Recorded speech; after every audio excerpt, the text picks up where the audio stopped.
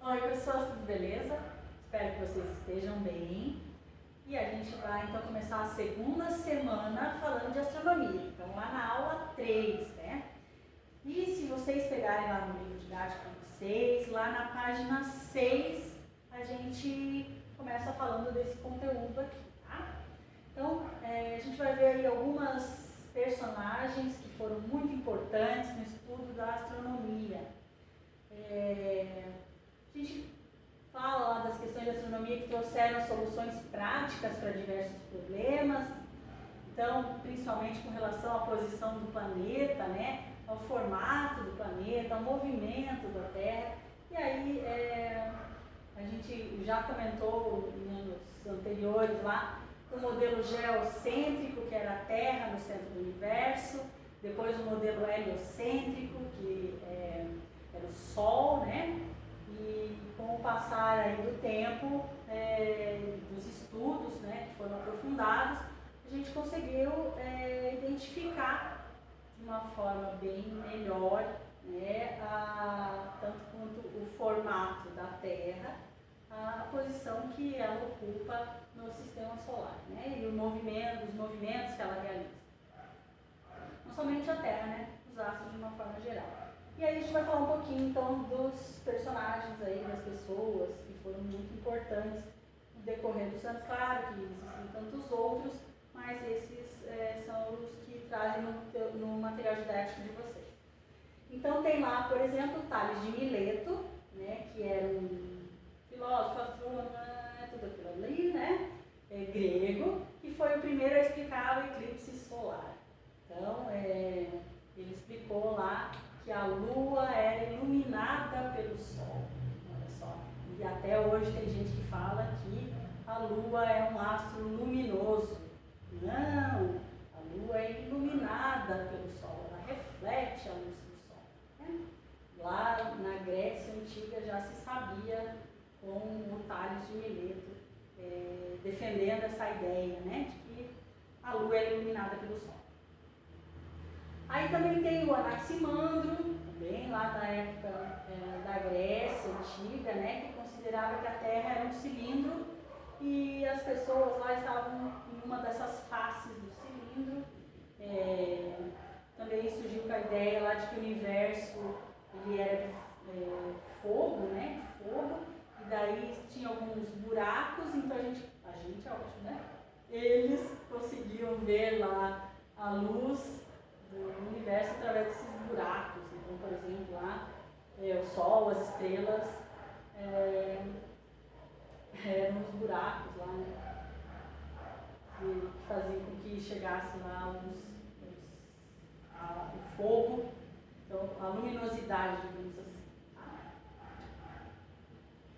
O Anaxímenes de Mileto também tem lá na página 6 do livro didático de vocês, que ele acreditava que a Terra seria plana. Que maravilha! Mas ele era lá da Grécia, gente. Ele só conseguia observar a olho nu, né, fazer os cálculos, sem tecnologia, enfim, né? Dá pra gente considerar que ele acreditava que a Terra seria plana, né, em forma de disco, que flutuava no ar, que as estrelas seriam como bolas de fogo no céu. Aí já tem alguma relação com o que se sabe atualmente, né? Só com relação às estrelas, tá, gente? Muito bem, na sequência lá, fala do Aristóteles, né? Bem famoso, Aristóteles, que daí ele utilizava a geometria para explicar lá a relação da Terra com o universo. Então foi bastante importante lá a participação do Aristóteles nos estudos astronômicos. Tá? Ele achava lá que existiam duas regiões no universo. Ele achava que uma região era terrestre, que era cheia de imperfeições, assim como a ideia, né, dos gregos, né, que a imperfeição acontecia no âmbito terreno e depois existia lá uma dimensão lá, digamos assim, uma região que era celeste, que era perfeita, então geometricamente perfeita lá, e tudo era eterno. Então eles diziam lá dos E aí nessa época do Aristóteles era conhecido lá o Sol, a Lua, Mercúrio, Vênus, Marte, Júpiter e Saturno, eram os corpos errantes, ou seja, os corpos que andavam, vagavam, né? E a Terra teria forma esférica, e o que explicaria a sombra circular do planeta na Lua durante o eclipse lunar. Então Aristóteles acreditava que era a sombra lá da Terra na Lua durante o eclipse lunar, então a sombra circular. Depois, o que tem de importante lá, o Hiparco, lá na página 7 do livro didático de vocês, que o Hiparco ele surgiu com a ideia lá do modelo excêntrico. Tá? E nesse modelo excêntrico, ele falava lá que as ideias do perigeu e do apogeu. Então ele dizia lá que o perigeu era o ponto que a Terra estava mais próxima do Sol e o apogeu o ponto que a Terra estava mais afastada do Sol. Em relação lá do periélio e do afélio, né? Então ele chamava lá de perigeu e apogeu. Tá? E daí ele tentou explicar lá as velocidades relativas dos planetas e suas respectivas variações de brilho.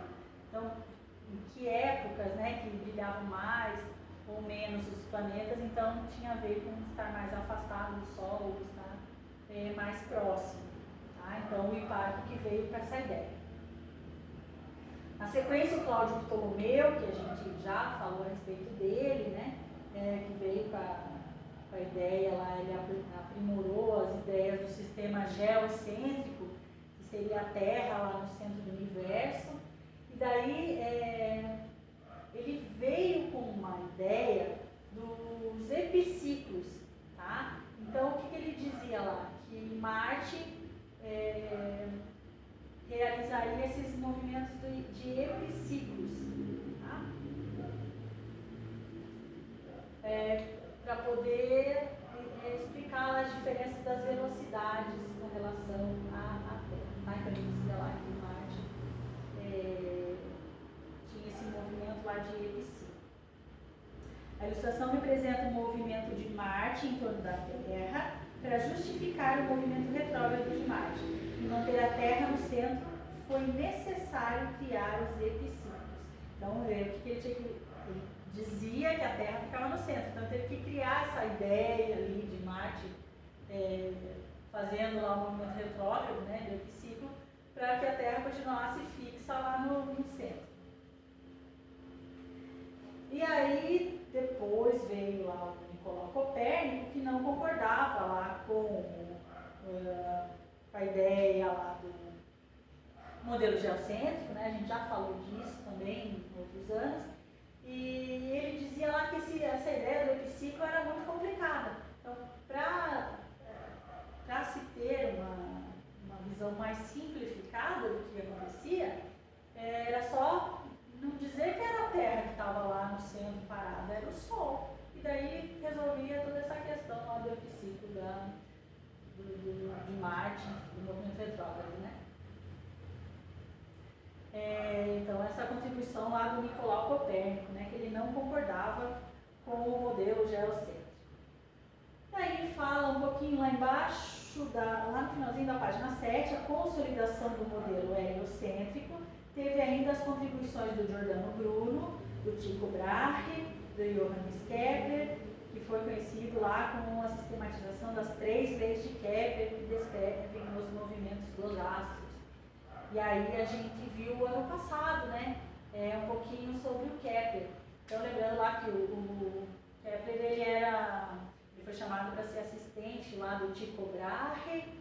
Tycho Brahe, depois que ele morreu, ele acabou deixando lá todos os seus estudos e o Kepler começou a ler, a estudar esses conceitos que o Tycho Brahe deixou e não concordou com algumas coisas e acabou desenvolvendo as próprias ideias. E aí a gente viu as 3 leis do Kepler. Então a primeira lei lá era a lei das órbitas, só para a gente relembrar um pouquinho esse conteúdo, né? Que dizia lá que os planetas descrevem uma órbita elíptica e o Sol está em um dos focos dessa elipse. Então lá, aqui lembra que elipse ela está muito achatada, não é assim, né? Então, mas é só para a gente ter a ideia da elipse, não é uma circunferência perfeita, tá?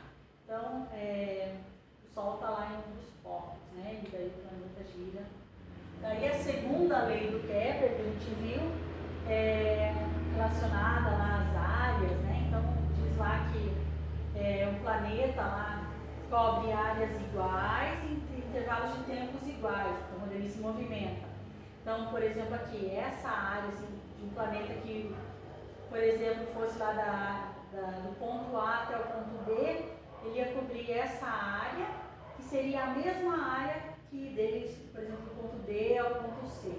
Tá? Então, se essa área é igual e o intervalo de tempo também é igual, a gente poderia perceber que as velocidades são diferentes, né? Então, ao longo da órbita, a velocidade do planeta mudaria.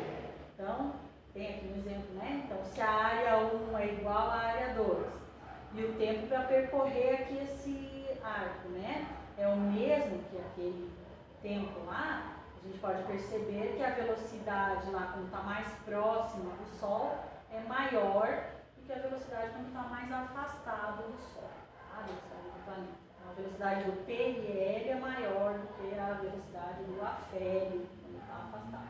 Tá? E aí a terceira lei que a gente viu lá, que tem a ver com o raio médio lá. Então, o que é o raio médio? É o valor utilizado para aproximar a elipse de uma circunferência, né? Para ficar mais próximo de uma circunferência.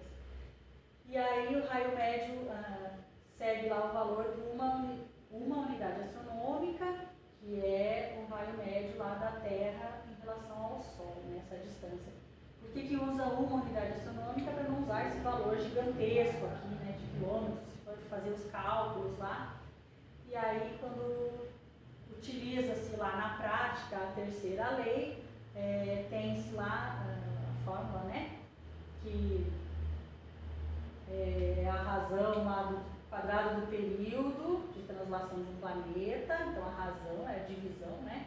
O quadrado do período de um planeta dividido pelo cubo do raio médio da órbita do planeta vai dar sempre um valor que é constante. Tá? Então, aqui, pelos cálculos, então, vai ser praticamente o mesmo valor em todos eles. Tá? Então, essa era a terceira lei do Kepler. E aí, para finalizar essa parte lá no livro didático de vocês, lá na página 8, tem a ver com relação ao formato da Terra. Então, alguém lá, há muito tempo atrás, que era o Eratóstenes, conseguiu explicar para a gente que a Terra não é plana. Como que ele fez isso? Ele estava lendo lá, né, um papiro, e ele descobriu lá que na cidade de Siena, que era localizada lá a 800 quilômetros de distância de Alexandria, que era onde ele estava, ele encontrou um papiro que dizia que em Siena, no dia 21 de junho, que é o solstício de verão lá, né, podia-se observar o fundo de um poço devido à iluminação do Sol. Isto é, o Sol encontrava-se situado no zênite. Então, o zênite é aquela posição que o Sol está perpendicular, digamos assim, né, à Terra. Então, quando imaginamos um ponto no céu exatamente acima das nossas cabeças, estamos definindo o zênite. Então, ele descobriu lá, lendo o papiro, que no dia 21 de junho, dava para ver lá o fundo do poço, porque o Sol estava no zênite. E aí ele tentou comprovar essa informação, observando se em Alexandria acontecia a mesma coisa. E daí o que ele descobriu? Que não, tinha lá uma inclinação de 7 graus em relação à incidência lá dos raios solares, tá? Então, olha só, 800 quilômetros é praticamente perto ali, e daí ele descobriu que tinha essa inclinação de 7 graus. Com base essa primeira evidência aqui, né, consegue comprovar matematicamente que a Terra não é plana, a gente pode acreditar que a Terra não é plana, tá, gente? A gente vai estudar outras aí no decorrer da unidade. Então, o que ele definiu lá, né? Como eram pois somente isso explicaria o fato de haver sombra em Alexandria, mas não em si. Certo? Então, com essa primeira ideia aqui, a gente finaliza essa aula de hoje e até a próxima. Espero que vocês fiquem bem.